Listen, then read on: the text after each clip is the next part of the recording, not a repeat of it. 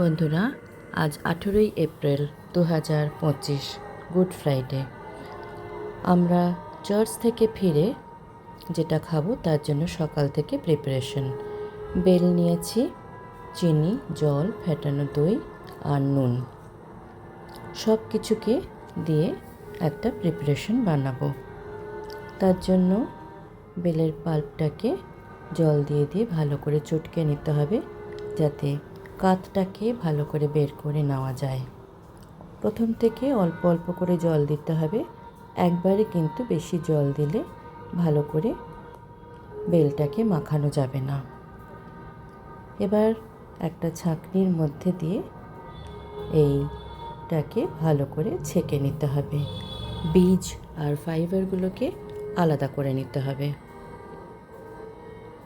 পুরোটাকে এবার দিয়ে দিলাম এবং পুরোটাকে ছেঁকে নিচ্ছি।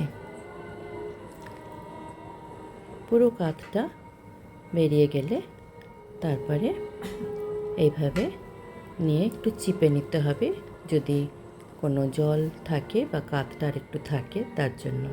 এবার দিয়ে দিলাম স্বাদ মতো নুন, চিনি আর ফেটানো দই। দইটা যদি টক থাকে তাহলে লেবু বা তেঁতুল দেওয়ার দরকার নেই, নচেত কিন্তু একটু তেঁতুল বা লেবুর রস দেওয়া যেতে পারে। ফ্রিজে রেখে দিয়েছিলাম, ঠান্ডা হয়ে গেছে।